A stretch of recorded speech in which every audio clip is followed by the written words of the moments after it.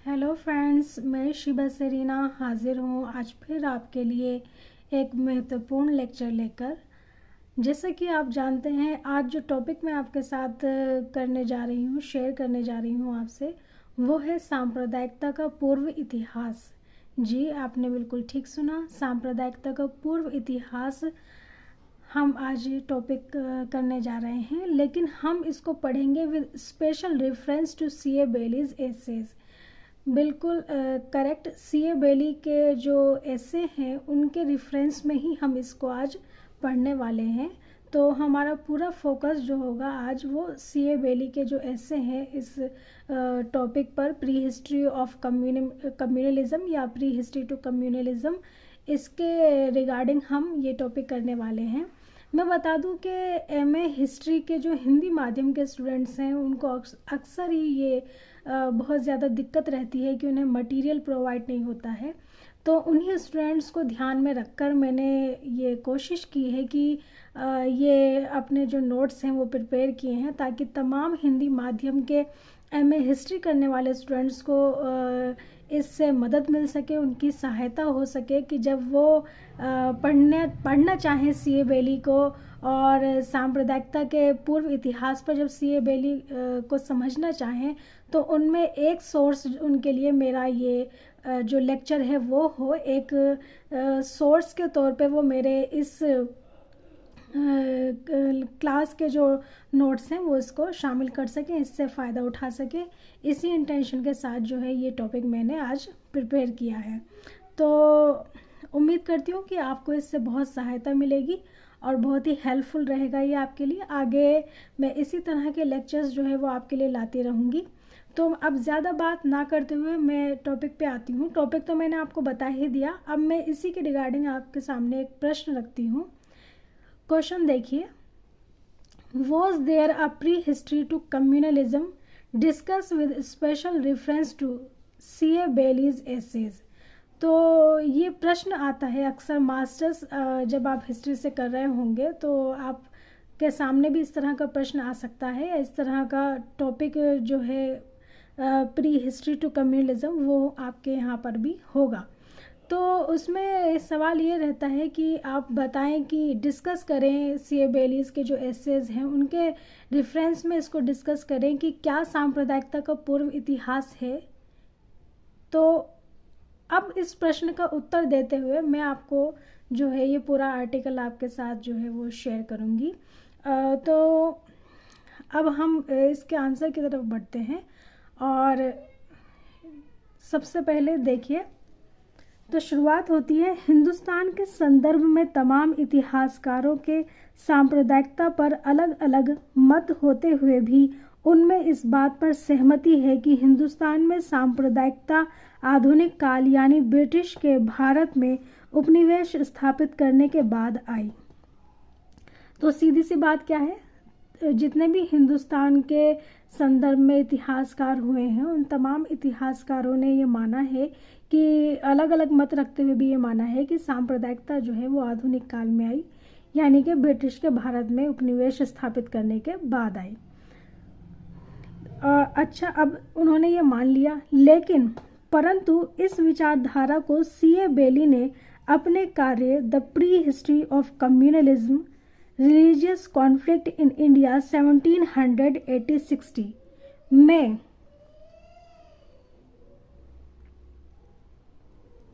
प्रश्न उठाते हुए चुनौती दी है कि क्या सांप्रदायिकता का पूर्व इतिहास है। ये जो ऐसे उन्होंने लिखा है इसमें उन्होंने जो है क्वेश्चन क्रिएट कर दिया है कि सांप्रदायिकता का क्या पूर्व इतिहास हो सकता है। 1700-1860 का जो समय है, उस समय जो रिलीजियस कॉन्फ्लिक्ट हुए उस पर प्रकाश डालते हुए उन्होंने ये क्वेश्चन उठाया है। उन्होंने अपने इस निबंध से हमारा ध्यान, थोड़ी सी डिस्टर्बेंस हुई थी लाइट की, अवॉइड करिएगा। उन्होंने अपने इस निबंध से हमारा ध्यान उस ओर खींचने की कोशिश की है कि हम पूर्व काल में होने वाले दंगों, झगड़ों, तनाव तथा संघर्ष को भी प्रकाश में रखें सांप्रदायिकता के प्रश्न पर। क्या कहना चाह रहे हैं कि जब सांप्रदायिकता की बात होती है तो पूर्व काल में यानी कि ब्रिटिशर्स के आने से पहले भी जो झगड़े हुए, दंगे हुए, तनाव हुए, जो संघर्ष हुए, उनमें जो सांप्रदायिकता, उनमें भी कुछ क्या सांप्रदायिकता का अंश था, सांप्रदायिकता के प्रश्न पर उनको भी देखना चाहिए, ऐसा वो कहना चाहते हैं। ठीक, चलिए आगे बढ़ते हैं।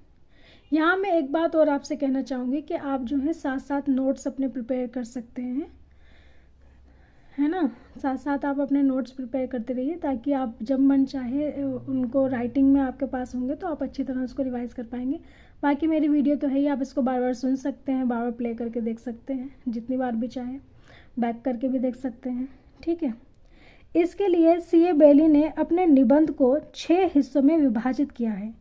ये जो प्रश्न उन्होंने उठाया, क्या प्रश्न उठाया कि सांप्रदायिकता का पूर्व इतिहास है, ये जो प्रश्न इन्होंने उठाया, इस प्रश्न का जवाब देने के लिए उन्होंने जो एस्से लिखा उसको उन्होंने अपने निबंध को 6 हिस्सों में विभाजित किया है।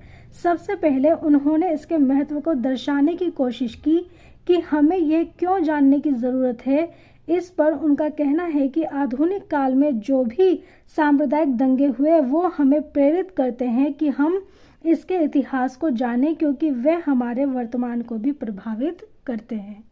तो सीधी सी बात क्या कही उन्होंने कि हम इसे क्यों जान रहे हैं, हम इसलिए जान रहे हैं क्योंकि ये जो दंगे हुए या ये जो सांप्रदायिकता की चीज़ें हुई, ये हमें इनके बारे में जब हम देखते हैं तो हमें प्रेरित करती हैं कि हम इनके इतिहास को जानें कि ये सब कैसे, कहाँ हुआ, कैसे शुरू हुआ, या फिर इनका पीछे से कोई पूर्व इतिहास भी है क्या। इस तरह के प्रश्न जो है वो खड़े होते हैं और इस तरह की चेतना हमारे मन में आती है कि हम इसके इतिहास को जानें। तो क्योंकि ये हमारे वर्तमान को भी प्रभावित करता है। भाई कोई भी सांप्रदायिक तनाव की स्थिति होती है या सांप्रदायिक कोई मुद्दे होते हैं तो उससे हमारा वर्तमान भी तो खराब होता है, कि वर्तमान में भी तो हमारे इस तरह की तनाव की स्थिति में झगड़े होने की स्थिति या संघर्ष की स्थिति जो है वो बनती है।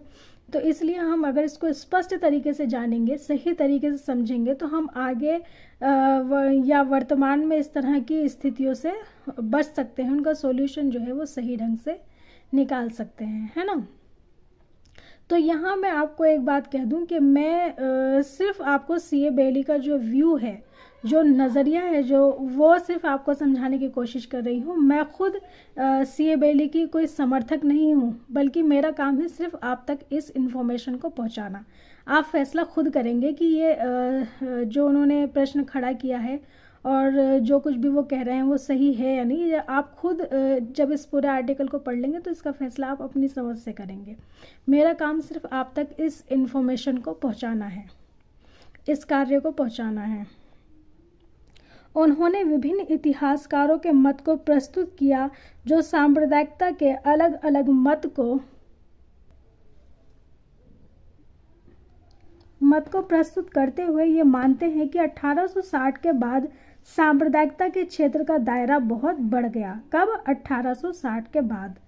तथा ज़्यादातर इतिहासकार इसके लिए ब्रिटिशों की नीतियों को जिम्मेदार ठहराते हैं।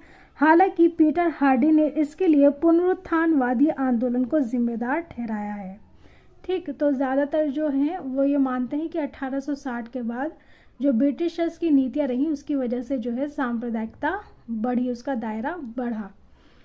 तमाम मत जो C.A. बेली दिखाते हैं अपने निबंध में, उससे वह इस निष्कर्ष पर पहुंचते हैं कि मानो इससे पहले हिंदू मुसलमान में कोई झगड़ा नहीं था, और अगर हुआ भी तो सिर्फ औरंगजेब की धर्म विरोधी नीतियों द्वारा।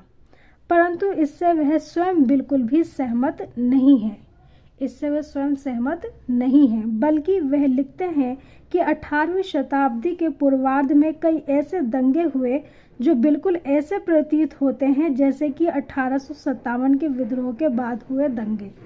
ठीक, वो क्या कह रहे हैं कि ऐसा पहले भी होता था, ऐसा नहीं है कि सिर्फ ब्रिटिशर्स के आने के बाद या ब्रिटिशर्स की नीतियों की वजह से हुआ। ठीक, 1860 में सूरत के दंगों से पहले भी ऐसे ही दिखने वाले दंगे हुए, लेकिन 1860 के बाद ब्रिटिश की नीतियों में जो परिवर्तन आया उससे ये लगता है कि दंगे ब्रिटिश सरकार द्वारा करवाए जा रहे थे या उनकी वजह से हो रहे थे। ठीक, तो इस तरह की बात है कि ऐसा लगता है कि जैसे ये सारे दंगे जो है वो ब्रिटिशर्स ने करवाए, ब्रिटिशर्स के आने के बाद हुए। तो C.A. बेली का टेक इस पे क्या है? C.A. बेली ने यह बताने का प्रयास अपने लेख में किया कि हमें सभी दंगे या संघर्ष जो धार्मिक अंश लिए होते हैं उन्हें एक जैसा नहीं समझना चाहिए। क्या कह रहे हैं कि जो भी दंगे होते हैं, संघर्ष होते हैं, उनमें धार्मिक अंश होता है, उन सबको हमें एक जैसा नहीं समझना चाहिए, बल्कि उनका वर्गीकरण करना चाहिए उनके कारणों की जड़ों को समझते हुए, जैसे वो आर्थिक कारण से हुए या सामाजिक कारण से आदि, ये सब देखने की कोशिश करनी चाहिए। ऐसा भी प्रतीत होता है बेली को कि इन दंगों को बढ़ा चढ़ाकर दिखाया गया है। क्या कह रहे हैं वो? ऐसा लगता है कि इन दंगों को बढ़ा चढ़ाकर दिखाया गया है। इनमें हिस्सा लेने वाले लोगों द्वारा इतिहास लेखन इस प्रकार का हुआ इसलिए जिसकी वजह से ये सांप्रदायिक लगते हैं, यानी कि इतिहास लेखन में इनको सांप्रदायिक ढंग से दिखाया गया है, इसलिए ये सांप्रदायिक लगते हैं। बेली लिखते हैं कि हर संघर्ष धार्मिक नहीं होता, बल्कि तनाव या झगड़े दूसरे कारणों से भी हो सकते हैं। उदाहरण के तौर पर बेली ने दिखाया कि शाह वली उल्लाह, कौन? शाह वली उल्लाह ने बहुत लोगों को प्रभावित किया था और उनके स्थान पर धार्मिक तनाव होने की संभावना होती थी, तो भी इसको इतिहास लेखन में सांप्रदायिक बनाकर पेश किया, यानी कि धार्मिक तनाव होने की स्थिति रहती थी, लेकिन ये ज़रूरी नहीं कि वो धार्मिक तनाव ही हो, ये कहने की कोशिश कर रहे हैं। धार्मिक चेतना यदि है तो ये ज़रूरी नहीं कि वह सांप्रदायिक ही हो।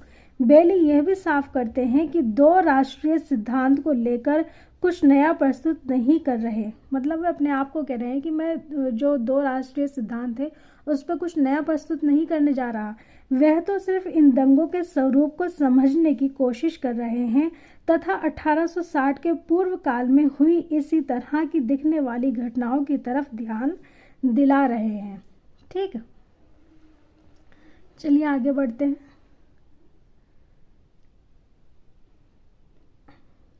अपने निबंध के दूसरे हिस्से 18वीं शताब्दी में धार्मिक समन्वयवाद को दिखाने का प्रयास किया है। 18वीं शताब्दी में जहां मुगल साम्राज्य का पतन हो रहा था परंतु उसकी वैधता बनी हुई थी, यानी कि अभी भी मुगल सत्ता की वैधता बनी हुई थी। जब लेटर मुगल्स का टाइम था, मुगलों का पतन तो हो रहा था लेकिन वैधता अभी भी बनी हुई थी, क्योंकि सेंटर में जो है राज और नाम तो मुगलों का ही चल रहा था। वहीं क्षेत्रीय शक्तियों का उदय भी इसी वक्त हुआ। इस कारण यहाँ पर नए विचार पनप पाए। ठीक है, फिर बेली लिखते हैं कि इस समय मराठा शक्ति उत्कर्ष पर थी, परंतु फिर भी वे मुगलों से मेल जोल रख रहे थे, यानी मराठा मुगल जैसे वस्त्र धारण करते, उनकी तरह प्रशासन की प्रक्रिया को अपनाते और उनकी वास्तुकला को भी। कई अलग अलग अपनी रियासतें चलाने वाले नवाब तथा नरेश मुगलों से अपना संबंध बनाए हुए थे। वो उनकी वैधता से खुद को वैधता दिलवा रहे थे, यहाँ तक कि सिखों ने भी खुद को मुगल से जोड़कर रखा। ठीक है, इस तरह वो दिखा रहे हैं कि किस तरीके से जो है एक समन्वयवाद की स्थिति नजर आ रही है। इस तरह बेली यहाँ पर धार्मिक समन्वयवाद को दर्शाते हैं, परंतु इसका ये अर्थ बिल्कुल नहीं कि इनमें इस समय कोई तनाव या संघर्ष नहीं था, यानी समन्वयवाद के समय में भी इनमें तनाव और संघर्ष की स्थिति थी। कैसे? बल्कि बेली ने अपने निबंध के तीसरे हिस्से राज्य सांप्रदायिकता में उन्होंने विभिन्न समुदायों में शासक तथा क्षेत्रीय स्तर के नवाब और नरेशों की तरफ से होने वाले धार्मिक झगड़ों तथा गतिविधियों की ओर हमारा ध्यान आकर्षित किया है। हालांकि उन्होंने कुछ सहिष्णुता के कार्यों को भी दर्शाया है। तो वो क्या कह रहे हैं कि समन्वयवाद होते हुए, इस तरह की स्थिति होते हुए भी शासकों की तरफ से, नरेशों की तरफ से, नवाबों की तरफ से कई ऐसे कार्य हुए जो कि धार्मिक झगड़ों और गतिविधियों को दिखाते हैं। ठीक है, अब कैसे हैं वो कार्य, कौन से कार्य हैं, उसकी तरफ मैं आपका ध्यान दिलाती हूँ। उन्होंने कहा, औरंगजेब के विषय में बताते हुए बेली लिखते हैं कि उसने कई ऐसे कार्य किए जो कि धर्म विरोधी प्रतीत होते हैं, जैसे हिंदुओं पर कर लगाना तथा मंदिरों को तोड़ना। हालांकि ये अलग कारणों से किए गए, जैसे कि सेना के विस्तार की आवश्यकता से या फिर राजनीतिक कारण हो सकते हैं, है ना। तो उनके कारण अलग थे, लेकिन फिर भी ये जो है सांप्रदायिक कार्य थे ऐसा लगता है, जबकि इनके रीज़न कुछ और हैं। फिर वो टीपू सुल्तान का हवाला देते हैं। टीपू सुल्तान ने भी कई ऐसे काम किए जो राज्य की सांप्रदायिकता को दिखाते हैं। क्या कह रहे हैं? राज्य की सांप्रदायिकता को दिखाते हैं। श्रीरंगपट्टनम में मंदिर पर हमला आदि कार्य, लेकिन फिर भी ये सारे कार्य सांप्रदायिक नहीं कहे जा सकते। सांप्रदायिक नहीं कहे जा सकते। क्यों नहीं कहे जा सकते? क्योंकि टीपू ने यह जिहाद का नारा देकर नहीं किए, धर्म के लिए नहीं किए ये कार्य। इसी के साथ ये भी नज़रअंदाज नहीं किया जा सकता कि टीपू ने तिरुपति मंदिर के कई लोगों को अपनी सेना में रखा, बल्कि कई हिंदुओं को संरक्षण भी दिया। ठीक है, तो इस बात को भी नज़रअंदाज नहीं कर सकते। तो फिर वो कहना ये चाह रहे हैं कि धार्मिक, ऐसा लगता है कि धार्मिक झगड़े या धार्मिक तनाव जो है वो राज्य की तरफ से किए जा रहे हैं। इस तरह की स्थिति जो है वो मालूम पड़ती है, लेकिन इनको सीधे तौर पर जो है सांप्रदायिक नहीं माना जा सकता। क्यों नहीं माना जा सकता? उसका रीज़न मैंने आपको बता दिया कि वो ये कह रहे हैं क्योंकि इनके कारण कुछ और थे, या फिर टीपू ने और भी बहुत से ऐसे काम किए जो हिंदू समर्थक दिखाई पड़ते हैं, तो इस तरह फिर उनको जो है सांप्रदायिक नहीं माना जा सकता। आरंभिक 19वीं शताब्दी में बेली ने अवध क्षेत्र पर भी प्रकाश डाला है, जहां पर शिया का प्रभाव दरबार में अधिक था और शिया और सुन्नी में मतभेद रहता था। हालांकि सुन्नी बहुत दबी हुई स्थिति में भी नहीं थे, यानी कि वो बहुत दबी हुई स्थिति में नहीं थे, लेकिन प्रभाव जो है वो शिया का ज़्यादा था। शिया सुन्नी में अवध के नसीराबाद में झगड़े को 1860 में दर्शाया है। लखनऊ में सैयद दिलदार जो संरक्षित हो गए थे और शिया थे, इनकी वजह से सामाजिक तनाव की स्थिति उत्पन्न हुई, ये भी उन्होंने दर्शाया है। 1860 में इस तरह बेली दिखाते हैं कि पूर्व में भी राज्य द्वारा धार्मिक तनाव को बढ़ावा दिया जाता था, जिससे दंगे हो जाते थे। तो इस तरह जो है सीए बेली हमें पूर्व में ये दिखाने का प्रयास करते हैं कि पूर्व में भी धार्मिक तनाव होता था और राज्यों की तरफ से होता था, राज्यों की नीतियों की वजह से होता था, ये हमें दिखाने की कोशिश कर रहे हैं। प्रभुसत्ता और पूजा पवित्र स्थान, sovereignty and worship at the Holi places में भी इसी संदर्भ में बेली ने बताया कि माधुराव पेशवा, कौन? माधुराव पेशवा, ये नाम आपको याद रखना है। माधुराव पेशवा ने मालवा तथा गुजरात से मुसलमानों को बाहर निकालने के प्रयास किए और इलाहाबाद को शिवा की नगरी करार दिया। वहीं रणजीत सिंह ने अमृतसर में गोहत्या तथा भैंस को मारने पर प्रतिबंध लगाया, साथ ही अजान देने पर भी पाबंदी लगाई। ठीक, तो इस तरह की गतिविधियां हुई। इसमें वो आगे बताना क्या चाहते हैं, वो कहना क्या चाहते हैं, बेली इसके कारण को भी बताते हैं कि औरंगजेब के काल में उसने गुरु तेग बहादुर तथा गुरु गोविंद सिंह दोनों को पीड़ा पहुंचाई थी। इसका बदला लेने के लिए रणजीत ने मुसलमान विरोधी कार्य किए। तो रणजीत सिंह के बारे में वो ये बता रहे हैं कि उन्होंने जो ये मुसलमानों के विरोध में जो कार्य किए वो औरंगजेब का बदला पूरा करने के लिए, कि औरंगजेब ने जो गुरु तेग बहादुर और गुरु गोविंद सिंह को पीड़ा पहुंचाई उसका बदला लेने के लिए किए। तो यहाँ वो उनके कारण पे भी प्रकाश डाल रहे हैं। फिर वो आगे क्या कहते हैं, आगे कहते हैं कि इस तरह बेली तमाम ऐसे उदाहरण प्रस्तुत करते हैं जो शासक द्वारा सांप्रदायिकता को न केवल इंगित करते हैं बल्कि स्पष्ट तौर पर सांप्रदायिक जैसे परिलक्षित होते हुए दिखाई पड़ते हैं। तो यहाँ उन्होंने स्पष्ट तौर पे ये दिखाने की कोशिश की है कि पूर्व काल में, जैसे कि ब्रिटिशर्स काल में ब्रिटिशर्स की नीतियों द्वारा या ब्रिटिशर्स के समय में धार्मिक गतिविधियाँ, धार्मिक विरोध की गतिविधियाँ, सांप्रदायिक गतिविधियाँ और तनाव की स्थिति थी, वैसी ही पहले भी थी। और किसके द्वारा थी? खुद उन राज्यों के जो क्या कहेंगे राजा थे या नवाब थे या इस तरह के जो शासक थे उनकी तरफ से थी। तो इस तरह उन्होंने क्या इंगित किया है, सांप्रदायिकता को उन्होंने इंगित करने का प्रयास किया है ना। तमाम उदाहरण जो है वो प्रस्तुत करते हैं कि जो शासक थे उनके द्वारा सांप्रदायिकता होती थी, ऐसा वो दिखाने की कोशिश कर रहे हैं। यहाँ एक महत्वपूर्ण बात यह भी है कि कारणों सहित बेली ने इन गतिविधियों को हमारे सामने प्रस्तुत किया है। ठीक है,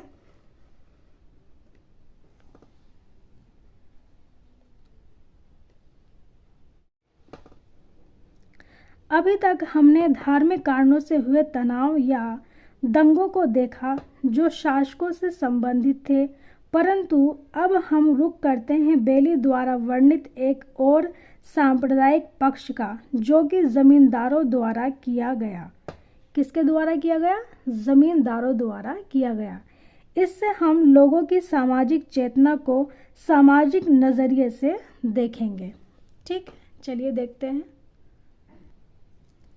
यहाँ पर दिखाया गया कि जागीरें और मददे माश मुगलों द्वारा दी गई थी।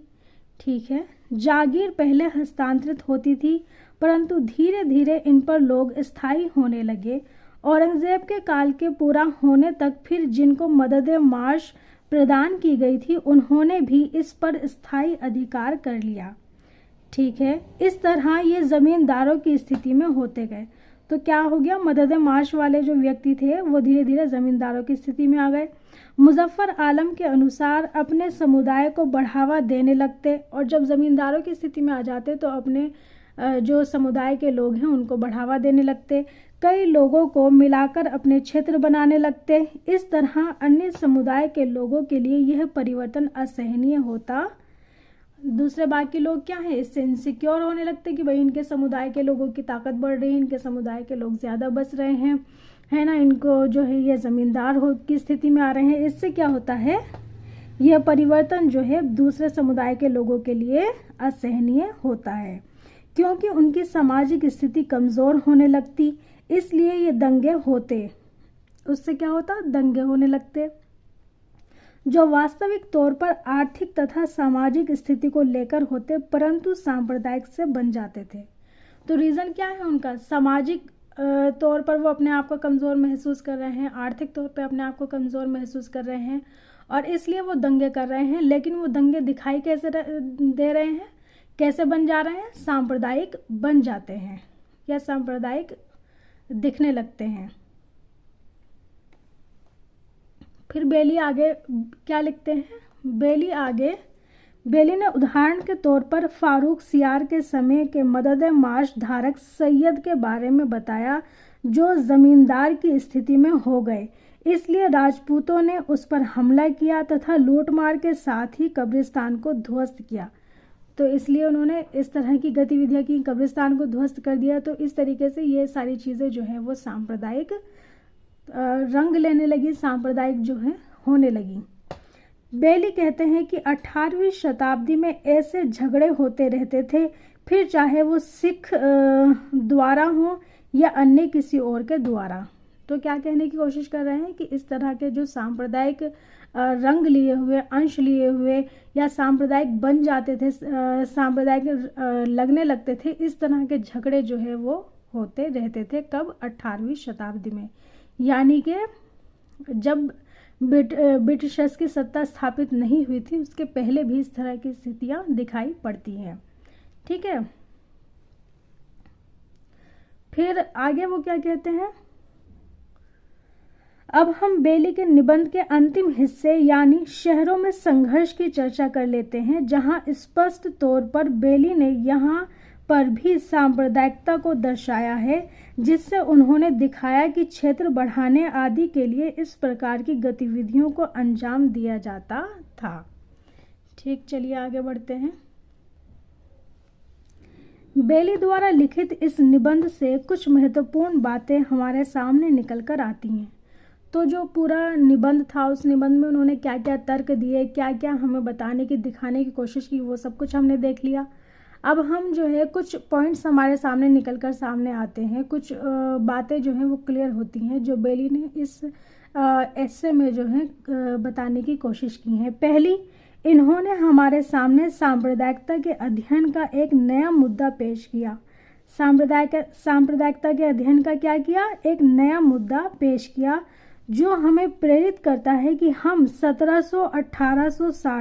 1700 से लेकर 1860 के काल में हुए दंगों को भी ध्यान में रखें सांप्रदायिकता के विषय पर। यानी कि जब सांप्रदायिकता की बात हो, सांप्रदायिकता का विषय हो, तो 1700 से लेकर 1860 के काल में जो दंगे हुए उनको भी ध्यान में रखना चाहिए।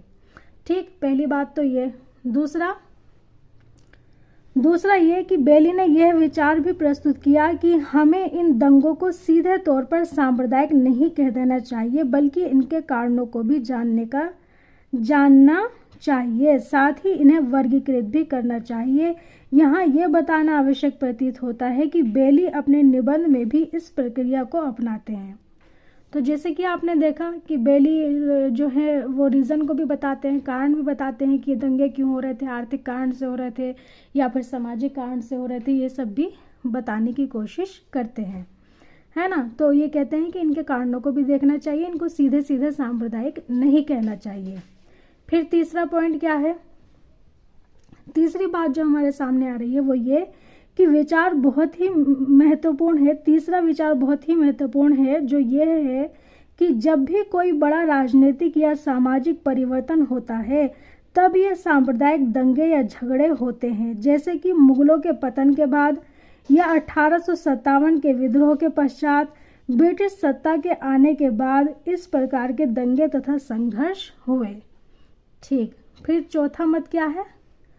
चौथा पॉइंट क्या निकल के सामने आता है? चौथा मत यह निकल कर सामने आता है कि इन्होंने यह दर्शाने की कोशिश की अपने कार्य में कि 1700 से 1860 में जो दंगे और संघर्ष हुए वो बिल्कुल ऐसे हैं जैसे कि 1860 के बाद में हुए दंगे या संघर्ष थे, यानी वो भी सांप्रदायिक लगते हैं। इस निबंध में वर्णित तमाम उदाहरणों से बेली यह विचार भी प्रस्तुत करते हैं कि चाहे ये दंगे सामाजिक, आर्थिक या फिर राजनीतिक कारणों से हुए हों, परंतु इनमें धार्मिक चेतना भी थी, इसलिए बेली इन्हें सांप्रदायिक बताते हैं। तो इस तरह बेली जो है स्पष्ट तौर पे ये कहने की कोशिश कर रहे हैं कि सांप्रदायिकता का इतिहास जो है वो 1700-1860 के कालों में देखा जा सकता है। इसका मतलब कि ब्रिटिशर्स की सत्ता स्थापित होने के पूर्व भी सांप्रदायिकता थी, ऐसा वो बताने की कोशिश कर रहे हैं, ये स्थापित करने की कोशिश कर रहे हैं। तो अपने लेख में उन्होंने बहुत से उदाहरण दिए, बहुत से चीज़ों का जो है एग्जाम्पल देकर उन्होंने इस बात को बताने की कोशिश की है। आपकी इस बारे में क्या राय है? आपको कैसा लगता है? ये जो है वो आप खुद भी समझ पाए होंगे। मैंने आपके सामने जो है C.A. बेली का जो ये महत्वपूर्ण आर्टिकल था वो आपके सामने प्रस्तुत कर दिया है। मैं उम्मीद करती हूँ कि तमाम मास्टर्स कर रहे, हिस्ट्री में जो मास्टर्स कर रहे विद्यार्थी हैं उनको ये जो मेरा कार्य है वो हेल्प कर पाएगा। और यहाँ मैं एक बात और साफ कहना चाहती हूँ कि सिर्फ इस मेरे लेक्चर पर ही आधारित नहीं रहिएगा। जो ओरिजिनल जो ऐसे है उसको पढ़ने की कोशिश ज़रूर करना, चाहे तो आप उसे ऑनलाइन भी पढ़ सकते हैं, वो गूगल पर भी अवेलेबल है, और जहाँ कहीं भी आप स्टडी कर रहे होंगे तो आपको लाइब्रेरी में भी मिल पाएगा। तो ओरिजिनल सोर्स को देखना जो है वो बहुत अच्छी बात होती है, तो उससे भी देखना और साथ ही साथ मेरी इस लेक्चर को भी आप ध्यान में रखना, और तब जाकर जो है आप, मैं समझती हूँ कि एक बेहतरीन आंसर जो है वो प्रिपेयर कर पाएंगे और एक बेहतरीन समझ जो है वो आपकी डेवलप होगी सांप्रदायिकता के प्रश्न पर। उम्मीद करती हूँ कि आपको मेरा ये लेक्चर पसंद आया होगा। तो अगर आपको मेरी ये वीडियो अच्छी लगी है तो प्लीज़ इसको लाइक करें और मेरे चैनल को सब्सक्राइब करें अगर आप इस चैनल पर नए हैं। साथ ही मैं रिक्वेस्ट करूंगी कि बेल आइकन भी ज़रूर प्रेस करें ताकि लेटेस्ट नोटिफिकेशंस जो हैं वो आप तक पहुंचते रहें और मेरा इस तरह का जो भी कार्य है वो आप तक पहुंचता रहे। आप जिससे तमाम विद्यार्थियों तक हमारा ये काम पहुंचे, यही हमारी चाहत है। और इसी के लिए मैं आपसे ये भी जानना चाहूँगी कि आप किसी टॉपिक पे अगर चाहते हैं कि मैं लेक्चर दूँ तो वो भी कमेंट करके आप बता सकते हैं। Thank you for watching this video. Thank you once again.